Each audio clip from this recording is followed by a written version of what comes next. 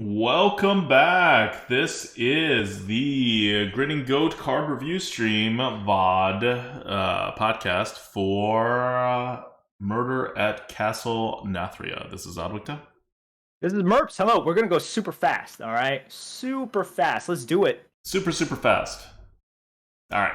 First card is not this one. I clicked the wrong card. So we're not going super fast. We're going a little slow. We're starting with the super fast one a little slow. Okay. So we're at Mage. Mage is Mage. Mage is not Hunter. But Mage is also pretty good. Mage is like RNG Druid in this expansion. That's the way I could describe it. Mage is Mage. It's not Hunter. Wow. These are some deep thoughts here. These are the analysis we're providing when it's quick. All right, quick analysis. All right, common cards first. First common card, A tier. So starting off good, it is Frozen Touch, 2 mana Frost Spell. A little rarity of Frost Spells. Good to have some Frost Spells in here. Deal 3 damage, including face. And infuse 3. Add a Frozen Touch to your hand. Frozen Touch is what this card is called. You just add another one to your hand. So it's a Frostbolt that doesn't freeze, but if you infuse 3, you just get another Frostbolt back. That's good. Frostbolts are good. Or, I don't know, dark bolts. Dark bombs? Dark bombs are good. Yeah, they're useful. I like this card. I think with the speed that the game will be going, right? You can get quite a few of these, and you can keep chaining them, and damage is always useful. I think damage continues to be very, very useful. I think people will be able to see the value of this. If not, I think they're going to see it very soon. Yeah, it'll be very easy to see. Yeah, it might seem like a little bit underwhelming, but I'm like, man, with the way that I think the meta is going to play out, and even if it's not totally the way I think it's going to play out, yeah, it's not meta dependent. It's just a good card. You're getting a good card. Yeah. You're adding another good card to your hand. It's 6 damage to the face. Like if you're working out, right? Like you infuse it at some point, you have it in your hand, you don't get a chance to use it. You then use it on your opponent's face for 3 damage. You immediately get the card back. You immediately use it again on your opponent's face. That's a fireball to the face. Yeah, I'm waiting for the person who never uses these and then just uses these to chunk face. Like you play a big taunt, like, oh, we don't have removal for the taunt. Okay, let's throw 6 minions into this taunt, and then go face with the Frozen Touch. Yeah, it's fantastic. I love this. All right, next. Next. This is the A tier card. We're going down to B tier. The other 2 common cards are all B tier. So the first one is Chatty Bartender, 4 mana 4/4. At the end of your turn, if you control a secret, deal 2 damage to all enemies.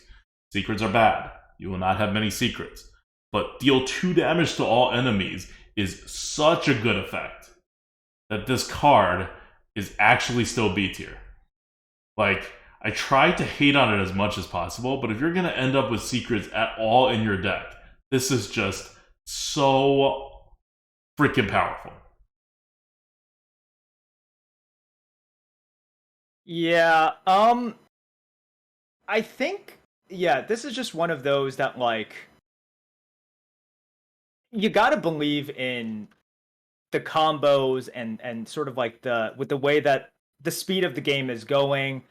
Even though secrets aren't fantastic, you can kind of make this work, right? Last meta really just showed me, for mages, and I think for any class, it's like, you're kind of able to wait, right? And with the sets that are in, I'm like, yeah, I'll be able to wait. And, you know, with these parrot-like cards, right? Stuff that does require very specific combos. And it's like, I don't just want any battle cry, right? I want, like, a good battle cry. I don't just want any spell to copy. I want, like, the good spell to copy. This is kind of the similar thing. You should have the time in order to do it. Yeah, and in case you're wondering, yes, Arcane Flak Mage is going to be in this next meta. The whole secret package is from Oldham. It's a pretty strong secret package that comes in Oldham, and that's why they added that set, or one of the reasons why they chose that set to add in. Because this set is a little secrets based too, with some of the neutral cards and the mage stuff. So you will have support for your secrets beyond just a Chatty Bartender. And there's other mage cards that are secret. You'll see them. Okay.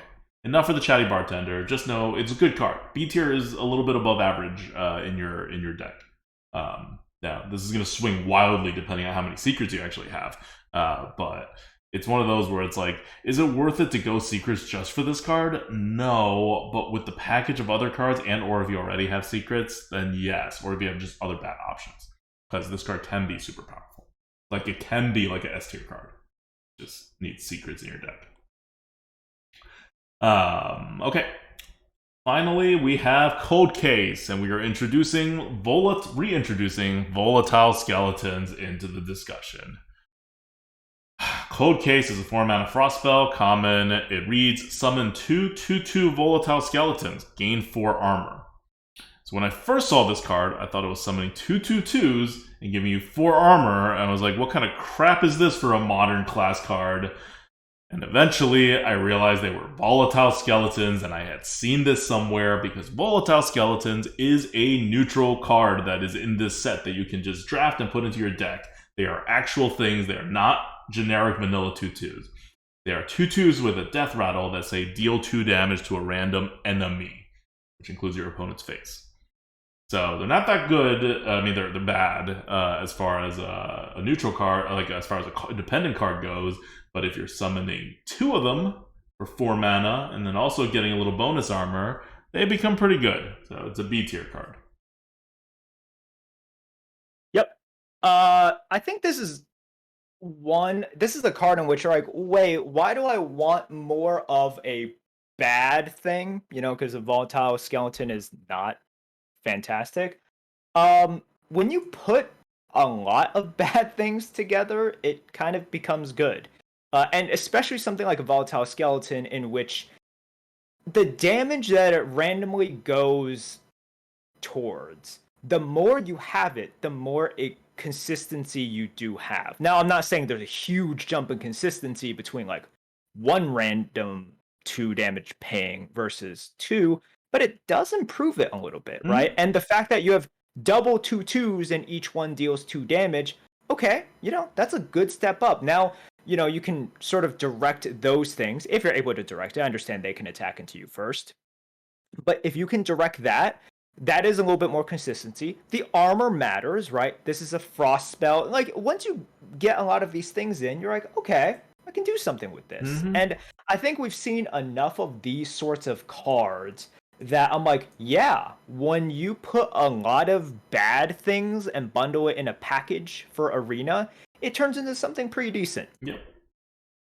All right, so that's Code Case. Next up, we're on to rare cards.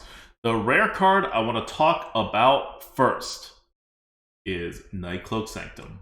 This is the first location. Like we went over the location for the Hunter, which was a C+, totally playable, draftable card. The one where you get +2 attack, and then you you also get Rush to your beasts. Like, that's going to be a relevant card in the meta, but it's a little overshadowed because all the other Hunter cards are so absurdly amazing. It's going to have a lot of competition.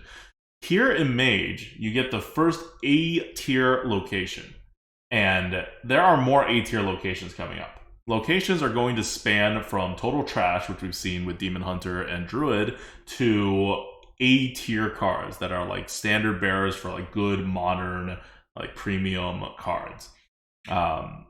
It's really nice that they introduced the new location mechanic, and I really thought it was going to just be broken in Arena. Like, how are they going to balance it? Like, weapons are already kind of broken in Arena. And it turns out that they actually made them totally balanced in Arena. So this is an A tier card. It is premium, but it is not overpowered. Nightclub Sanctum, 3 mana, 3 charges. Freeze a minion. Summon a 2/2 volatile skeleton. So you get 3 volatile skeletons over the course of 5 turns. You get to freeze 3 minions over the same period of time. It's a lot of stuff, but a lot of it is on delay. It's very good and very disruptive, right? Like, what does freezing do? It delays, it disrupts. What does volatile skeletons do? It disrupts, like, because you have that death rattle. You kind of want to trigger your opponent's death rattle so you get them less value. Like, if you're facing a volatile skeleton, right, you want to trigger it so they get less value, but you also don't want to trigger it because then that uses up one of your attacks and it triggers their tempo earlier. It's a lot of randomness, a lot of it's just gonna be really annoying to play against Mage. Like, this mage setup that they're going to have going on between Frozen Touch and like Cold Case and like your secrets package and your Nightclub Sanctums with more volatile skeletons and freezing, this is going to be, I think, the most annoying class to play against in a while that we've seen. It's almost like Blizzard looked around and said, what is the most terrible things to play against in terms of annoying? Not like blatantly OP or like super unfun necessarily, but just you're always feeling like a tiny prick all over your body randomly for no reason over the course of the game. Like, just like, why? This is the class. This is Mage right now. You're going to get you. And Nightclub Sanctum is going to be a big part of that. All right. I got nothing more to say. I think it's pretty easy to see why this is really good. Like you're just gonna get a lot for the value, and you even freeze something, right? It's like, what is really helpful if you need time to get value? Well, freezing something is pretty damn useful. Mm-hmm. Yep. Like, what are you gonna like when you're think about your opponent plays this, right? And then like freezes one of your things. They probably play it when they have something that they want to freeze, so you're already getting a lot of inefficiency there. And then in every 2 turns, like you can't play big stuff, right? And if you dodge it, it's still there. The location's not going away. At some point, you're gonna play like a big thing or a thing you really need not to be frozen, and it will be frozen. It's guaranteed. Like it's very, very, very annoying to play against. But it's also strategic, right? Because you want to put it on cooldown before you play your big thing or whatever. So it's Mage, right? There's a lot of thinking involved, and then half the time it doesn't matter because of RNG. It's all very, very Mage. All right, next. Okay, next up, we have another A tier card that is rare in Mage. It is Suspicious Alchemist. Suspicious Alchemist is a 1-mana 1/3, so already decent. And then Battlecry, discover a spell. Why? But if your opponent guesses your choice, they also get a copy. So it's a 1-mana card. You get to use your spell first. You get to pick what spell it is. So even if your opponent 100% gets a copy, it's still really good. But your opponent only gets a copy some of the time. And depending on what the spells are, you can try to be tricky with it if you really don't want to give your opponent a particular spell. Or you can just take the most powerful spell and it'll still be in your favor. Yep. There's definitely mind games involved here, right? Because there's not like a meta. It's not like, oh, you should always pick this, because if you always pick that and people know that you should always pick it, like you should always, if a meta develops, then you should always try to counter it. But then people are like, oh man, they're going to try to counter, so I play the counter. And you could also just be facing a real Papega as well. Like, you never know, right? Now, the interesting thing is, what if you're a high winds? If you're a high winds, ooh, maybe you alter that. I like something like this. I appreciate something like this. I like it. It's gonna be fun. It's gonna be a lot of fun. I like don't be the player that is always trying to outthink your opponent though. Like if everything all else being equal, you try to outthink your opponent maybe. But at the end of the day, what you should really do is pick the best card. Pick the best card is your main play. Assuming that the best card is at least as favorable to you as your opponent. Like, if you have a full board and your opponent has nothing, don't pick Flame Strike, right? Like, don't do it. But if your opponent has a full board and you have nothing, pick Flame Strike, use the Flame Strike. Who cares if your opponent gets a Flame Strike? Like, it's like you gotta have that situational awareness to it. And a lot of that situational awareness is just not caring what your opponent is going to do. Like, make it easy for them. Make it hard for them. Maybe they'll outthink themselves. Maybe they'll be a Papega, like Merp said. Maybe they'll do the right thing, and then they'll just pick the correct card. Who cares? Just make sure you are not giving them a card that will actually wreck you. And outside of that, pick the best card. Okay. That's Suspicious Alchemist, A tier card. You're going to see it plenty of times. It's going to be that, like I said, with Mage, right? It's a lot of thinking, and then it's half RNG even after all the thinking, and nothing matters. Very Mage. This whole set is very Mage in, like, the worst Mage ways. Deathborn is the last rare card. It is a B+, so still super good. B+ is almost an A. This is where we initially rated cards like Night Captain before we moved it up. It is a 6-mana frost spell. Deal 2 damage to all minions. Summon a 2/2 volatile skeleton for each one killed. So there's going to be a lot of skeletons. Oh my god. It's just it's volatile skeletons. I mean, there was this card, I forgot what it was called, that dealt 2 damage to everything on the board, and then for each one that it like honorably killed, I think. Oh no! For each one that overkilled. There we go. Oh, what Blast Wave? Yeah, Blast Wave. For each one that overkilled, you like drew a card or something. So similar concept, except this one gives you tempo, which means it actually allows you to flip the board. It's a B+ because it costs a lot of mana. I think that other one was like 5 mana or something, and it was in an earlier time when cards were not as good.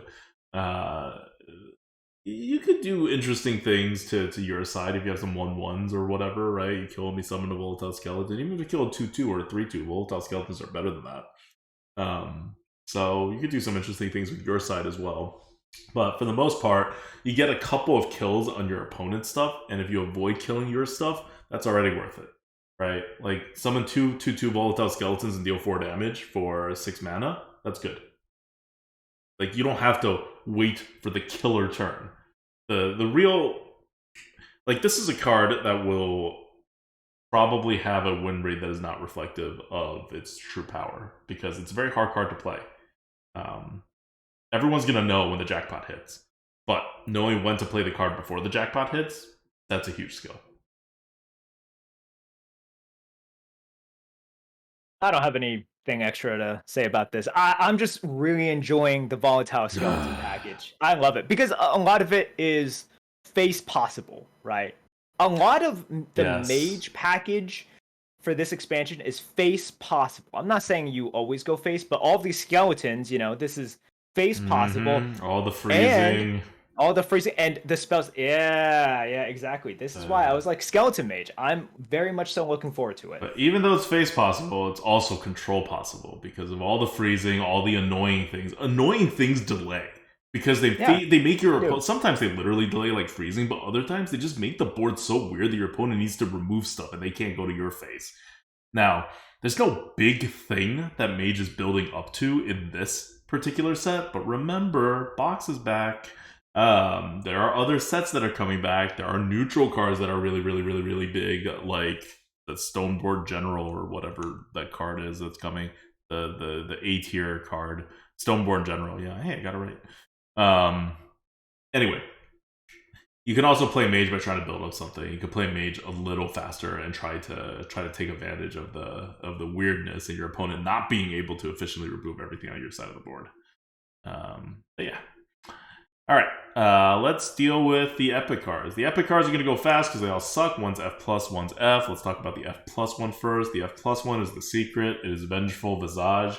You think with the secret synergies coming in, maybe they'd get a good secret. Not for Arena, and it's epic, so you're not going to see it, and it's not good. 3 mana secret. After an enemy minion attacks your hero, summon a copy of it to attack the enemy hero.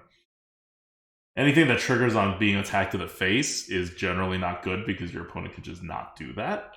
And this one deals a little face damage and summons what is attacking it. So it's slow. It's not particularly useful. But if random secrets are starting to come out, you got to take account of this. So it's not like totally useless. You just never draft it. Solid Alibi is the other one.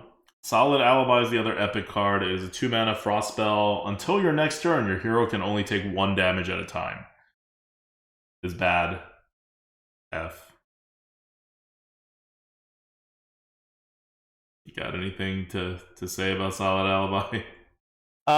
What was the 4-drop animated armor? Was that it? Yeah, that had this effect, but it had a body attached to it. It was a 4/4 body for 4 too, so it was not a bad body. But I guess that one's vulnerable, right? Like you can kill it.